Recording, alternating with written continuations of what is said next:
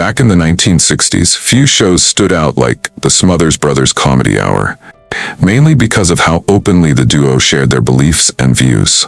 Despite the strict censorship of that era, this show consistently challenged the limits of what was considered acceptable on television. Their constant boundary pushing eventually led to a downfall, sparked by a controversial segment that raised red flags for CBS executives. So, what exactly did that scene contain that caused the network to cancel the show for good? Stick around to discover the full story. Tom and Dick Smothers, known as the Smothers Brothers, were extremely well known during that decade. This comedic pair rose to stardom through their unique mix of folk tunes and witty, satirical exchanges. Their humor often played off of a quirky brotherly rivalry, Tom acting as the naive, whimsical one, while Dick played the serious and grounded counterpart. That back-and-forth sibling energy was the backbone of their hit show, the Smothers Brothers Comedy Hour, which made its debut on CBS in 1967.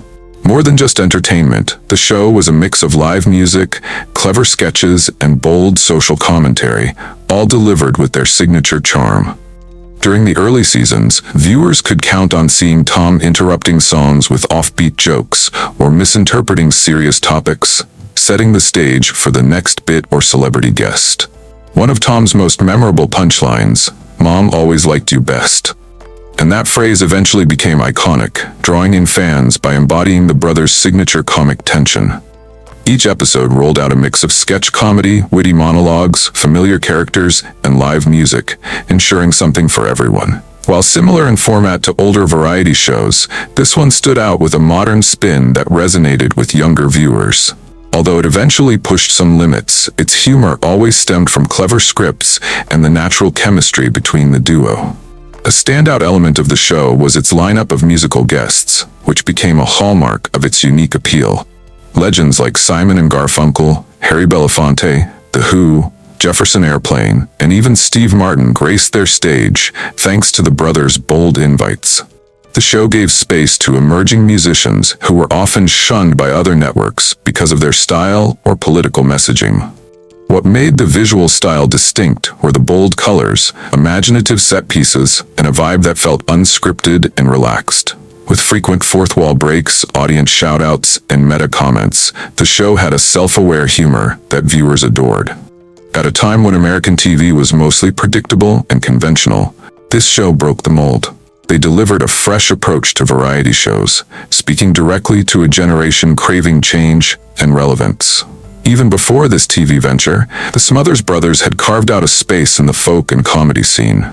Their sibling bond gave the show an extra charm, pulling in audiences with a mix of surprise, warmth, and genuine rapport. What accelerated the show's rise was how well it connected with a generation becoming more culturally conscious. The late 60s brought shifts in how young Americans viewed music, politics, and society, and the show reflected that change. Where others dodged controversy, this program leaned into it, earning respect for tackling real issues through laughter and art. It echoed the mindset of a younger crowd, not just through humor, but through bold music selections and quirky style. Old-school variety shows typically stuck with safe, familiar acts and tunes, but this one chose performers who spoke to a rising youth culture, reflecting their voice and values. More than just fun, the show felt like a platform for people who wanted to see their world acknowledged on TV. Alongside its musical freshness, the writing and skits helped define a tone that was both sharp and memorable. Emerging talents such as Steve Martin and Rob Reiner played a key role in shaping the show's voice, packing it with sharp wit, absurdist comedy, and provocative insights. While the subjects remained relatively tame at first, the show's distinctive writing captured the imagination of viewers looking for something deeper in their evening programming. A wave of young creatives, many of whom also appeared on screen, infused the show with fresh energy. Because they understood the audience's pulse, their scripts resonated with younger demographics and balanced the old-fashioned style and aging celebrity guests. The Smothers Brothers left a lasting imprint on television during the 1960s. Although it began as a standard black and white variety program, it evolved into a groundbreaking production that challenged censorship and redefined sitcom limits. Tom and Dick Smothers didn't shy away from expressing themselves, which often sparked heated debates. Their show, the Smothers Brothers Comedy Hour, was renowned for blending humor, music, and social commentary, but its fearless tones stirred up enough backlash to eventually lead to cancellation. Despite having a strong following among younger viewers, the show's approach to sensitive topics alienated more conservative audiences. So, what exactly caused the network to pull the plug? According to CBS, the cancellation stemmed from repeated jabs at authority figures and support for Vietnam War opponents and civil rights movements. While modern-day comedians often tackle political issues head-on, such candor was rare and risky during the 1960s. One particularly heated moment came when folk singer Pete Seeger appeared on the show. Having been banned from television since the 50s, he found a platform with the Smothers Brothers, where he sang his protest song, Waist Deep in the Big Muddy, a direct critique of President Lyndon B. Johnson's Vietnam strategy. When the segment first aired, CBS attempted to cut the performance, but the backlash was swift and vocal, forcing the network to let Seeger return and deliver the song in full. Another flashpoint involved folk icon Joan Baez, who during an interview spoke about her husband David Harris, then imprisoned for dodging the draft. Instead of airing her comments unedited, CBS removed the reason for Harris's imprisonment, leading viewers to accuse the network of silencing dissent. On a separate occasion, comedian David Steinberg appeared and delivered a satirical take on a biblical story, which didn't sit well with many. After receiving a flood of complaints about his bit on Moses and the burning bush, CBS became wary. When Steinberg was later invited back, the network blocked the episode from airing out of fear of more public backlash. Television during that era rarely welcomed political satire, especially when it involved ridiculing presidential campaigns. Yet that's exactly what this show dared to do. A recurring feature included Pat Paulson's satirical presidential run, a comedic act that cleverly exposed the ridiculous aspects of American politics. As things escalated, CBS began to show signs of discomfort with the program's direction and started tightening control over its material. It wasn't only the network, though. Members of the viewing public frequently inundated CBS with criticism whenever the show aired something deemed too controversial. Throughout its run, the Smothers Brothers Comedy Hour became a prime target for criticism and outrage from various quarters. While the show captivated younger viewers, thanks to its edgy humor and progressive stance, the backlash from traditional audiences remained fierce. The stark generational divide triggered a steady stream of complaints to CBS. Not just about the content, but also about how the network was managing censorship. Faced with increasing pressure from both sides, CBS ultimately opted to cancel the show altogether. Despite the network's discomfort, the Smothers Brothers Comedy Hour continued to challenge norms, forcing CBS to regularly cut or censor segments that pushed too far for the time. Viewers, however, noticed when segments were missing, particularly interviews or musical performances, and they felt cheated or manipulated. A notable example happened in March 1969, when CBS aired a rerun instead of the freshly recorded episode. Although the official explanation pointed to a delayed delivery, it eventually came out that the skipped episode included Joan Baez dedicating a song to her jailed husband. When CBS finally broadcast the edited version, the context behind her husband's imprisonment, resisting the draft, had been completely removed. Audiences were already familiar with the story, so the omission only fueled frustration and accusations of censorship. Meanwhile, conservative viewers took issue with the appearance of controversial guests, regularly pushing for stricter content controls. David Steinberg, a comedian known for poking fun at religion and politics, often sparked a wave of angry responses from viewers who felt deeply offended. Many demanded he be banned from television entirely, believing such views didn't belong on mainstream airwaves. Still, others stood firm in support of artistic freedom and the right to speak freely, igniting broader discussions on censorship and the boundaries of expression.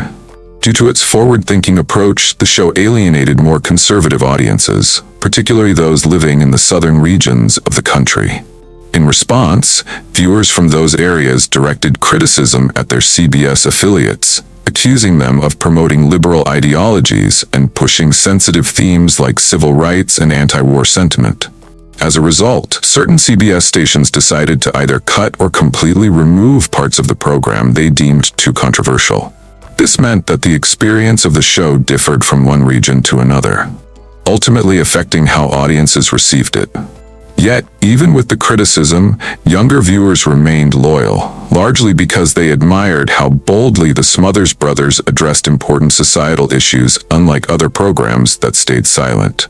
Over time, however, this approach led to a growing strain between the show's creative team and CBS's strict content policies.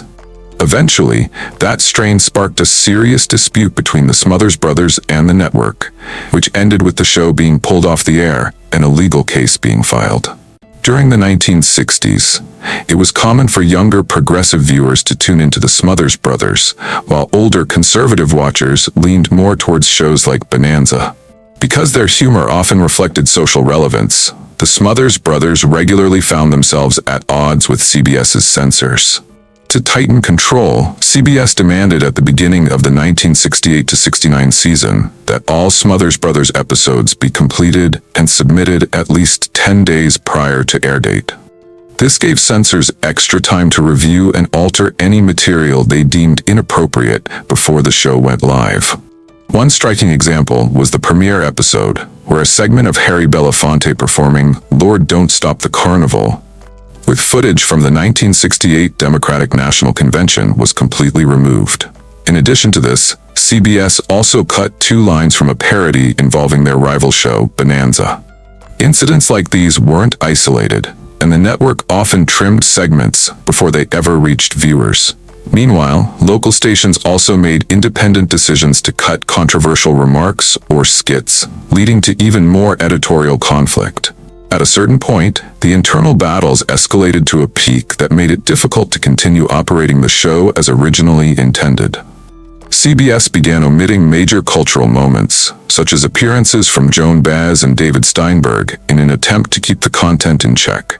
Despite these recurring problems, the show was surprisingly renewed for the 1969-70 broadcast year. Viewers who had expected its cancellation were shocked to see it return, although CBS now kept tight reins on every script and guest booking. Tom Smothers became more outspoken as time passed, while Dick remained relatively restrained, a contrast Tom himself commented on in a 2019 reflection. Rather than back down, Tom increasingly pushed against censorship and refused to comply with production schedules. Just weeks after an unaired episode was rejected by the network, CBS drew a line in the sand when the brothers invited David Steinberg back to perform another controversial sermon. Given that Steinberg's previous monologue about the burning bush had already triggered a flood of angry mail from viewers, CBS wasn't willing to let history repeat itself. The scene that eventually led to the permanent removal of the Smothers Brothers Comedy Hour was steeped in controversy. While CBS may have originally chosen not to broadcast the episode, something unusual still took place. The same unaired episode surprisingly found its way onto Canadian television via CTV as part of a typical early release process, a move that wasn't entirely unheard of, but still raised eyebrows due to the lack of approval.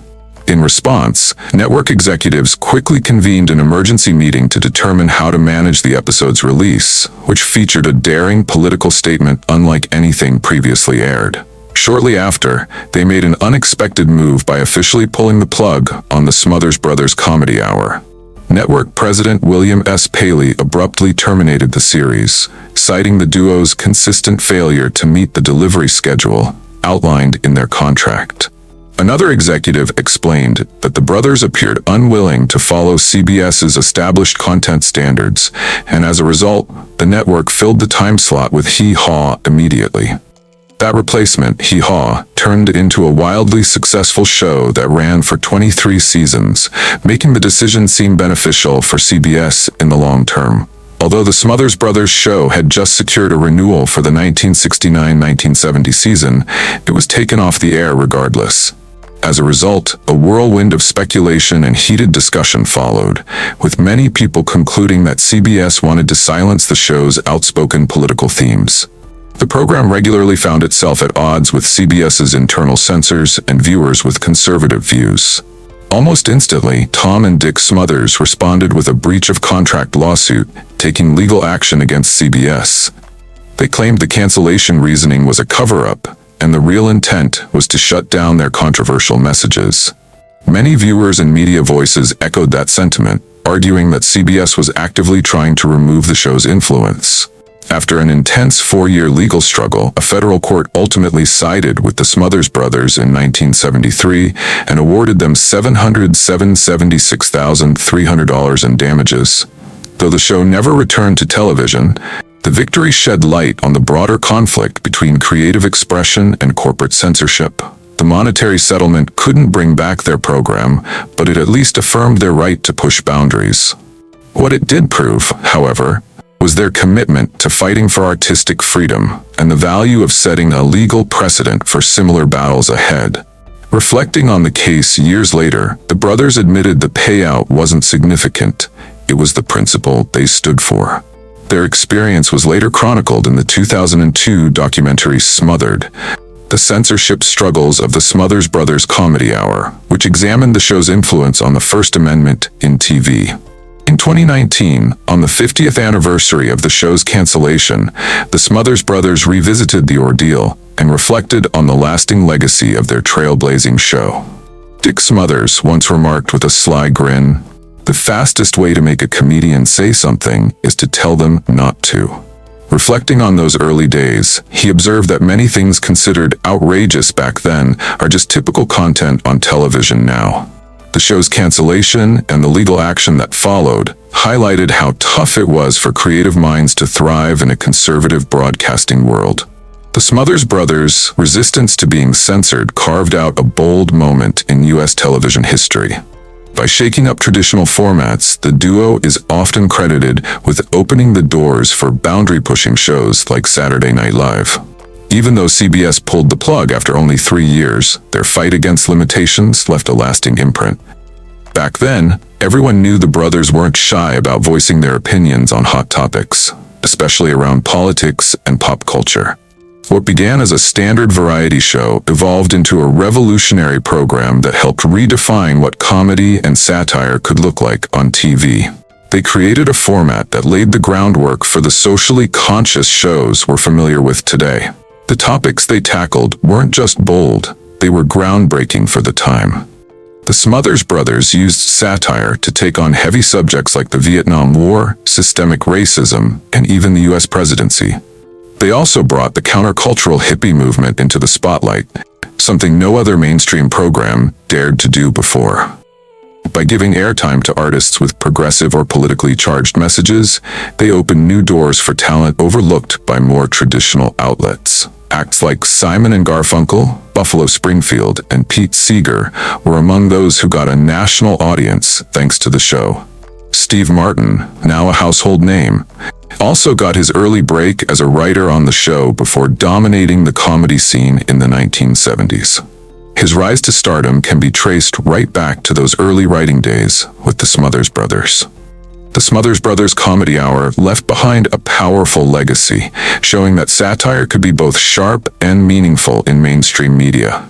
Their constant friction with the network's censors didn't go unnoticed.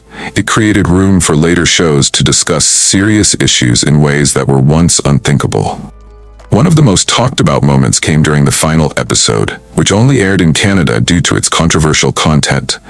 This episode featured a particularly bold performance by Steinberg, whose sermon-style sketch stirred major headlines.